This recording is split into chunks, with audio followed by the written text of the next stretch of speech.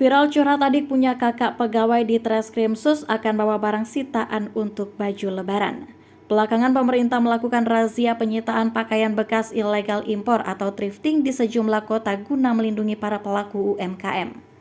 Namun kebijakan itu menimbulkan pro dan kontra, mengingat omset pedagang baju bekas impor mengalami kerugian usai dagangannya disita. Di tengah keresahan para pelaku usaha thrifting, muncul pengakuan seorang adik yang mengaku punya kakak bekerja di Treskrimsus. Hal itu berawal dari beredarnya sebuah gambar berupa tangkapan layar status WhatsApp seorang di media sosial. Gambar tersebut memperlihatkan barang bukti kasus pakaian bekas impor alias thrifting yang berhasil disita pihak kepolisian.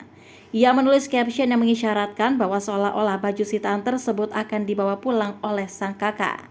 Sang kakak bermaksud tidak perlu membeli baju untuk lebaran lagi, karena bisa memakai baju thrifting yang disita. Ngakak banget punya kakak, katanya nggak usah beli baju lebaran. Di kantor banyak barang-barang sitaan nanti dibawa pulang. Resiko punya kakak kerja di Treskrimsus, ya gini. Tulisnya mengutip dari akun TikTok TXT di story WA pada Jumat 31 Maret 2023. Sontak unggahan tersebut menuai beragam reaksi dari warganet. Pasalnya baju-baju bekas di dalam bal yang disita dan seharusnya menjadi barang bukti malah diambil untuk kepentingan yang sifatnya pribadi. Resiko punya adik yang blow on ya kayak gini, ujar akun centang biru @tokopedia. Oh gitu ya cara mainnya, sudah kuduga, ujar salah satu warganet. Syarat jadi kakak atau abang yang baik adalah tidak mempunyai adik yang tolol, ujar salah satu warganet lainnya. Mengambil kesempatan dalam kesempatan, tulis warganet lainnya lagi. Seperti yang diketahui, saat ini pemerintah telah melarang baju bekas impor masuk ke Indonesia, sehingga banyak penyitaan baju bekas yang dilakukan oleh pihak kepolisian. Barang-barang sitaan tersebut harusnya dimusnahkan, bukannya dibagi-bagikan ke anggota keluarga. Karena itulah warganet geram dan ramai-ramai menghujat. Belum diketahui pasti siapa sosok yang curhat dan kakaknya yang merupakan pegawai di Treskrimsus itu. Sebelumnya, Kementerian Koperasi dan UKM yang menilai bahwa penjualan impor ilegal pakaian bekas dapat menghancurkan industri. Sebelumnya, Kementerian Koperasi dan UMKM yang menilai bahwa penjualan impor ilegal pakaian bekas dapat menghancurkan industri pakaian dan alas kaki nasional.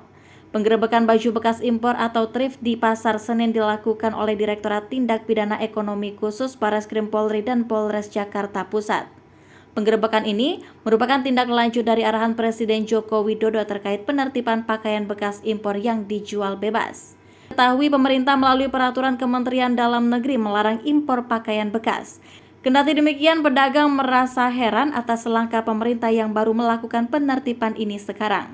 Kenapa baru dilarang sekarang? Solusi pemerintah untuk kami yang bergantung hidup pada pakaian second ini apa? Ujar salah satu pedagang dilansir dari tribunvideo.com. Setidaknya ada 19 kios dan gudang penyimpanan yang digerebek Senin malam. Gudang itu kini tertutup rolling door dan diberi garis polisi. Sementara itu biasanya baju bekas akan tertimbun di gudang dalam waktu yang cukup lama sehingga ditumbuhi jamur atau kuman-kuman lain yang bukan berasal dari pemilik sebelumnya. Oleh karena itu, pemerintah mengkhawatirkan pembeli pakaian bekas dapat rentan mengalami infeksi kulit, pencernaan, sampai infeksi saluran kemih.